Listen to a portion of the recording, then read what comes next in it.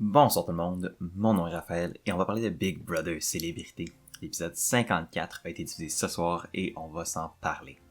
L'épisode 54 qui était la compétition du veto de cette semaine, compétition du veto que j'ai particulièrement appréciée pour l'épreuve, mais que j'ai vraiment pas appréciée à cause d'une autre gaffe de la part de la production et des monteurs de Big Brother, et faites-vous-en pas, on va en parler. On a beaucoup de choses à aborder, on va pas plus prendre de temps et on va aller directement au cœur de la vidéo.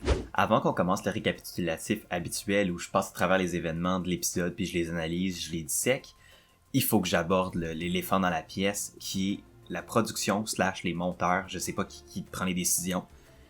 Ça fait 3-4 fois dans la dernière semaine et demie, peut-être même on va dire 2 semaines, qui nous spoilent les épisodes. Genre les résultats de l'épisode, des compétitions, de ce qui va se passer dans l'épisode, avant même qu'on soit rendu là.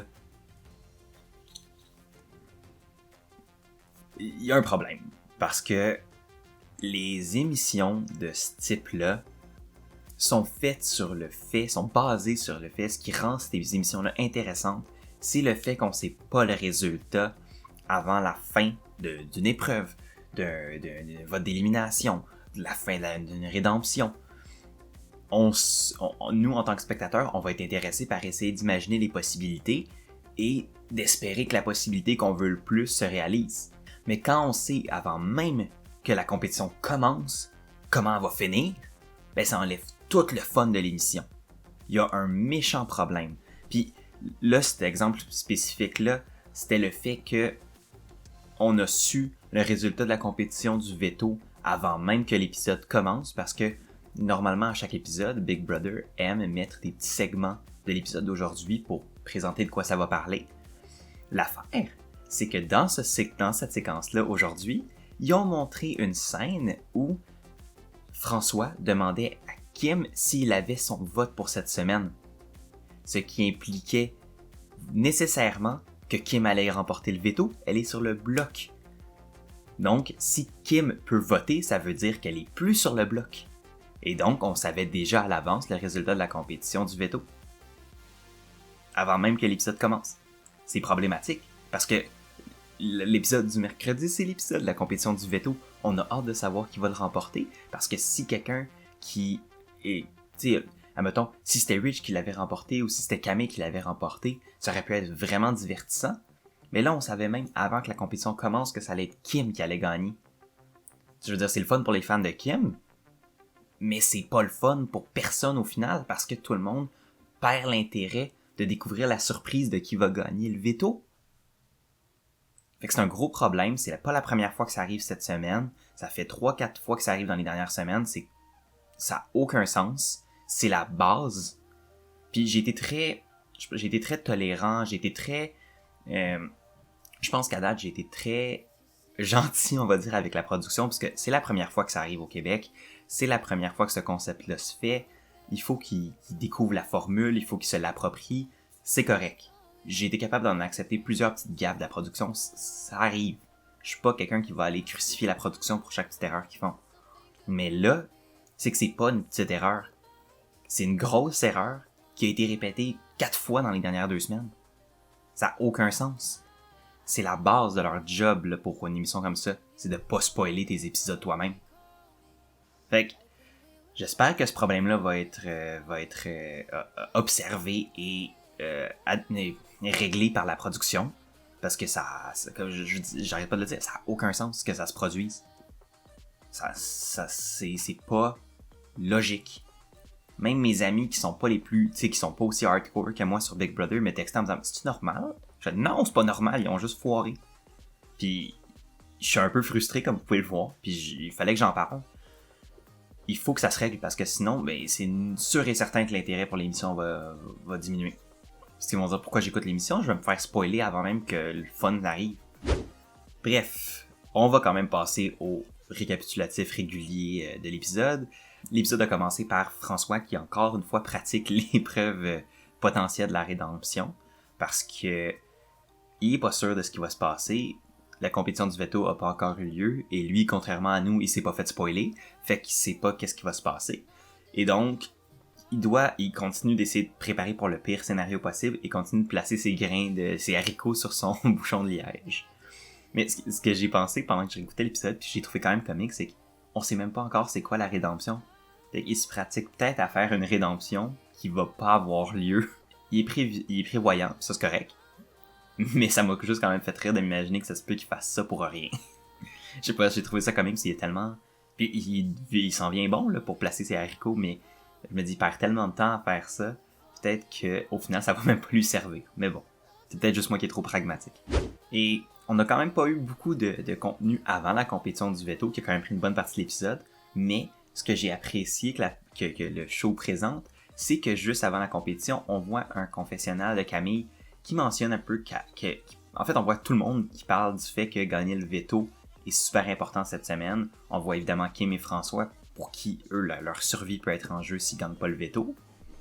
On voit Rich, pour qui c'est le même scénario, même si lui est pas sur le bloc, considérant le portrait de la semaine, considérant qui est immunisé et qui est au pouvoir et tout ça.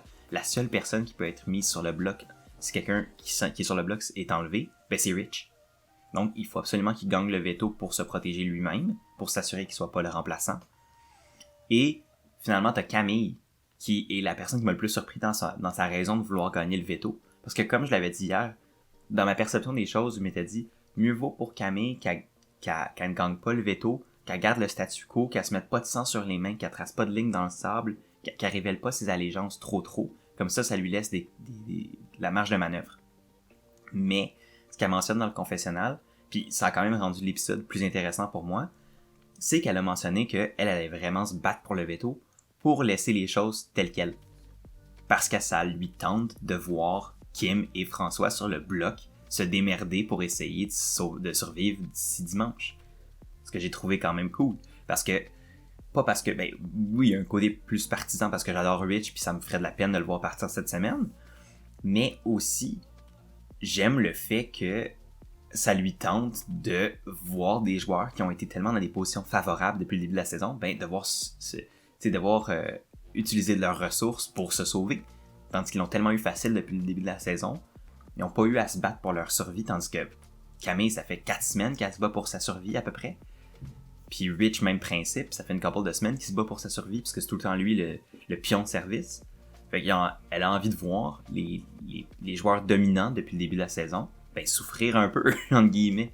Puis je trouve ça le fun, pour nous, en tant que spectateurs, le fait d'avoir un soldat dans le camp de « Ok, on veut briser l'ordre des choses actuelles », c'est toujours le fun.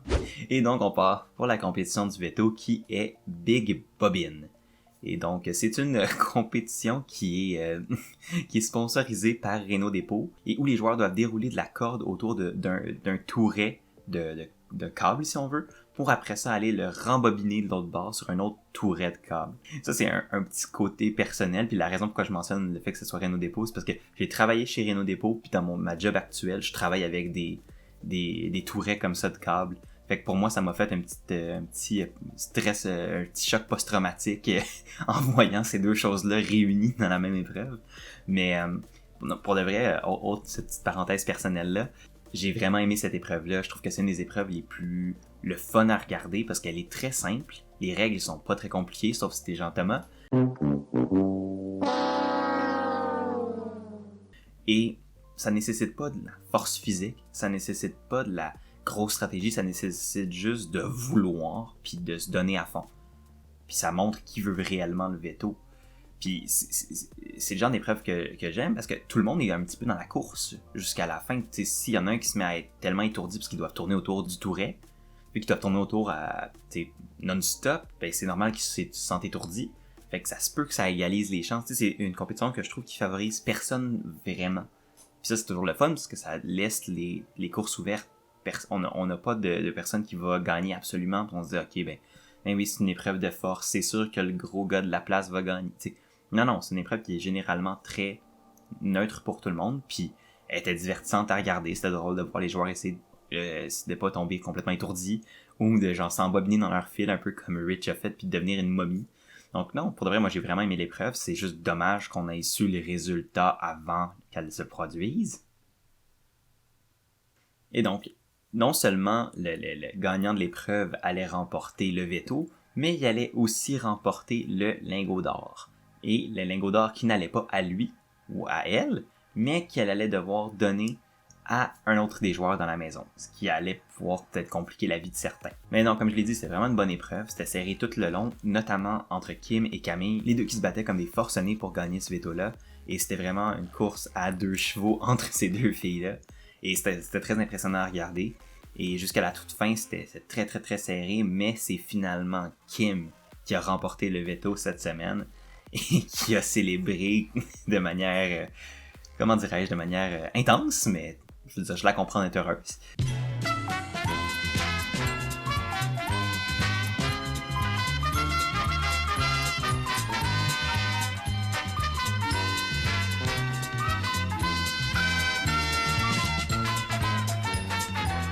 Et félicitations Kim pour ton veto, et donc Kim va probablement pouvoir se sauver cette semaine du bloc. Non seulement ça, mais elle remporte son lingot, et reste à savoir qu'est-ce qu'elle va faire avec.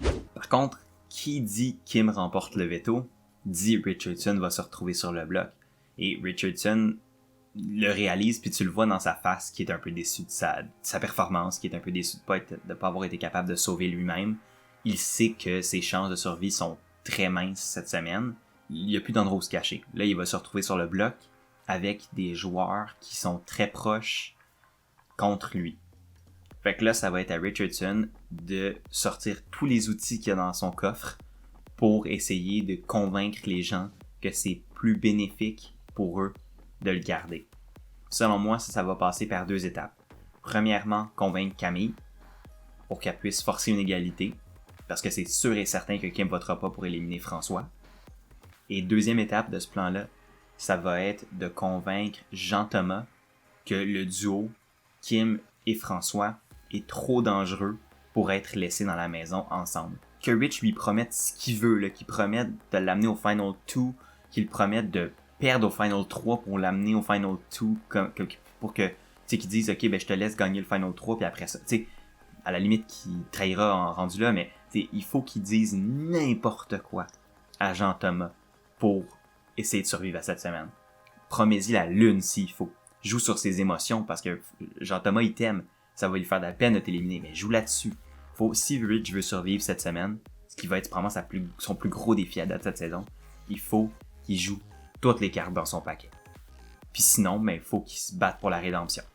Autant que je pense qu'il est capable de gagner une rédemption s'il est quand même capable d'être bon à la dernière minute, quand il se met à 100%, puis quand il prend ça au sérieux, qu'on l'a vu à l'épreuve du veto la semaine passée, il est capable de performer quand il faut. Mais tu veux toujours pas te rendre là. Faut pas que t'ailles à te rendre au point où si tu performes pas, t'es éliminé. Fait qu'il y a encore des cartes à jouer, qui sont difficiles à jouer, mais il y en a encore. Puis il faut qu'ils sachent les jouer comme du monde. Puis il faut qu'ils soient prêts à faire les moves nécessaires pour rester dans la maison. Parce que sinon, honnêtement, j'ai peur que ce soit la fin pour Rich. Puis ça serait vraiment dommage de le perdre comme ça. La performance de Camille à l'épreuve en a impressionné plus qu'un, notamment moi, mais a aussi impressionné François. François qui pense de plus en plus que Camille va être extrêmement difficile à déloger. Et c'est vrai, autant que je critique Camille pour... j'ai souvent critiqué Camille pour son move d'éliminer Kevin. Elle veut la maudite. elle veut vraiment être là, ça paraît qu'elle veut se battre pour sa survie. Elle se donne dans les épreuves, elle veut vraiment. Puis elle veut plus que d'autres personnes, on dirait, qui sont là depuis bien longtemps, puis qui surfent un peu sur la chose.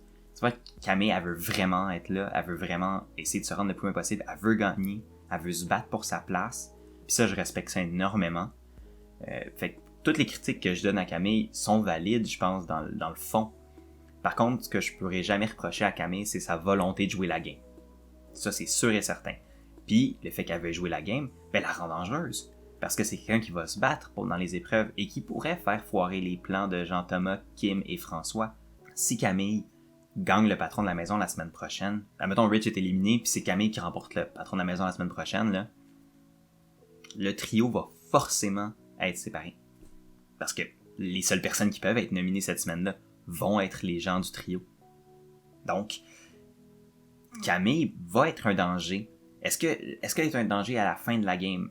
Je le sais pas. C'est sûr que là, sa combativité pour sa survie lui a peut-être racheté un peu de crédibilité, un peu de faveur de la part du jury, dans le sens que elle veut tellement que c'est le genre d'attitude, quand quelqu'un veut quelque chose puis que ça paraît, ben ça va amener les gens à être sympathiques à sa cause.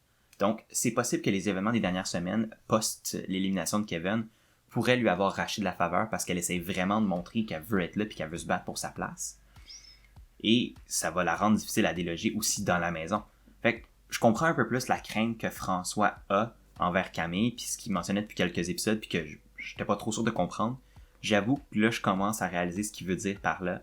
Mais c'est sûr que si Camille remporte pas le patron de la maison la semaine prochaine, sa job va être compliquée. Kim, en remportant le veto, a aussi remporté un lingot qu'elle doit donner, et elle s'est dit ouverte à entendre les pitchs des gens, savoir s'il y avait des personnes qui étaient prêtes à lui offrir des choses en retour du lingot. Je veux dire, elle aurait peut-être pu essayer de le donner à quelqu'un qui n'était pas du trio, mais en même temps, c'était tellement risqué, c'était tellement un geste. Tu sais, si elle avait donné un lingot à Rich ou à Camille, elle aurait pu le faire, mais ça aurait été très risqué. Ça aurait clairement mal passé avec François et Jean-Thomas. Donc, ça aurait été un move très offensif, mais qui aurait été peut-être très dangereux. Et finalement, Kim est allé avec le move défensif et très safe, qui est de donner à Jean-Thomas, qui donc obtient son premier lingot pour la ruée vers l'or. Donc, elle est allée avec le move stratégique défensif, qui fait en sorte que personne ne sera en 3 lingots encore. Ça nivelle un peu plus la course. C'est là qu'on en est pour la ruée vers l'or. Est-ce qu'il va en avoir un qui va être disponible à remporter d'ici dimanche? Peut-être. Là, ça pourrait changer la donne. Honnêtement, je pense que ce qui serait l'idéal pour Rich, ce serait que François le remporte, ce lingot-là. La raison étant que si c'est Rich qui le remporte, le lingot, ben ça va lui mettre tellement une grosse cible sur le dos que c'est sûr et certain qu'il va se faire éliminer. Tandis que si c'est François qui le remporte, Rich a un argument de plus pour essayer de convaincre Jean-Thomas de flipper sur François. Est-ce que ça va se produire? J'ai des doutes, parce que François et Jean-Thomas sont très proches, mais c'est dans le monde des possibles. Et finalement, on voit enfin la scène qui nous a spoilé au début de l'épisode, et c'est la scène où justement François, dans sa paranoïa perpétuelle, continue de demander à Kim si il est safe cette semaine, s'il va avoir son vote. C'est la paranoïa, tu sais, je comprends que François essaie de justifier ça comme étant juste qu'il veut se faire sécuriser vite, valider que le plan est encore fonctionnel, puis après ça on l'oublie.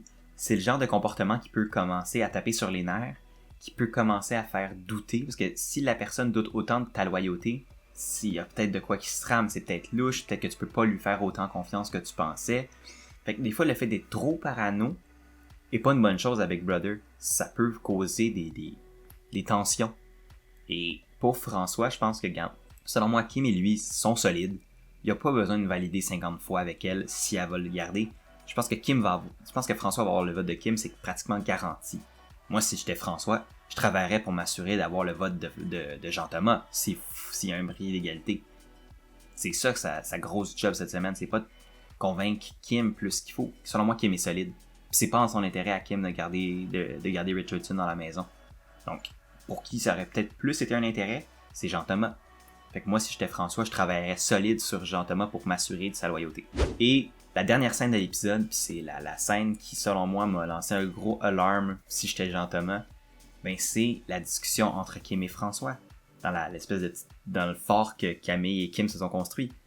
Ils ont encore prouvé qu'ils sont ultra solides à deux. Ils sont super contents qu'un des deux ait remporté le veto. Ce duo-là, ils disent à quel point c'est le meilleur duo de la saison. Ils sont tellement cool ensemble, ils sont tellement bons ensemble, nanana. Ils parlent de ça, c'est bien correct, puis c'est vrai qu'ils ont été très solides ensemble. Mais moi, si j'étais Jean-Thomas, là, ça serait le gros red flag de alert, élimine-en un des deux pendant que tu peux. Ils vont pas t'amener à la fin. C'est sûr et certain que tant que les deux sont dans la maison ensemble, ils vont se choisir avant de choisir Jean-Thomas. Moi, si j'étais Jean-Thomas puis que j'avais la possibilité de trancher, oui, ça va sembler extrêmement chiant de trahir son alliance, mais tu peux le justifier en disant « Je sais que si on était dans un Final 3 ensemble et que je remportais pas, vous seriez choisi avant de me choisir moi. Et donc, pour cette raison, il faut que j'amène des gens à la fin qui vont me choisir moi, à m'amener à la fin si moi je peux pas les amener. » Puis ça serait chiant, mais ça serait complètement justifié au niveau game. Puis c'est le genre de move que le jury, je pense, selon moi, pourrait respecter parce que c'est pas de la trahison inutile. C'est de la trahison parce que t'es la troisième roue du carrosse. T'es la troisième roue du tricycle. Et quand t'es la troisième roue, ben tu veux devenir une des deux seules roues restantes.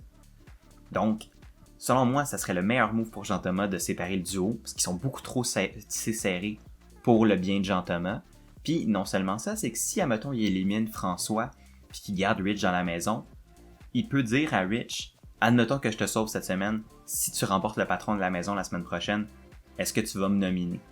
Puis si Rich, il dit non, je te nominerai pas, ben tu peux peut-être considérer le geste. Tu peux acheter de la loyauté de Richardson, tu peux acheter de la loyauté de Camille en disant, écoute, tu veux que le duo soit séparé, je vais le séparer, mais genre nomine-moi pas la semaine d'après. Tu sais, il y a des moyens de marchander pour justifier l'élimination de François cette semaine. Est-ce que Kim va être en maudit? Absolument. Puis est-ce que François va être en maudit sur la rédemption? Absolument. Anyway, si Jean-Thomas se retrouve dans le Final 3 contre François et Kim et qu'il gagne pas, il va se faire éliminer anyway. Donc, pourquoi pas essayer de faire un move? Tu sais, puis c'est Jean-Thomas lui-même qui l'avait dit plus tôt dans la saison. Je préfère faire un move que je pense qu'il va m'amener dans le Final 2, mais au final va me faire éliminer 5e, que de pas faire de move et de finir et de me faire éliminer juste parce que j'ai laissé les choses arriver. Fait selon moi, là, le move que Jean-Thomas pourrait faire pourrait être un move qui l'amènerait dans le Final 2. Est-ce que ça pourrait y péter dans la face? Oui, c'est un move risqué, mais c'est un move que je pense qu'il doit considérer. Et donc c'est ce qui va mettre fin à ma vidéo de ce soir. J'espère que vous l'avez aimé.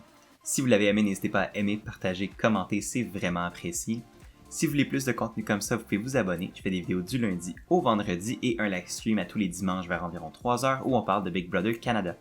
Et si vous voulez la version audio de ces vidéos-là, elles sont disponibles sous la forme de podcast et tous les liens sont dans la description en bas. D'ici là, moi je vous dis à demain pour un nouvel épisode de Big Brother. Passez une très belle fin de soirée et à la prochaine.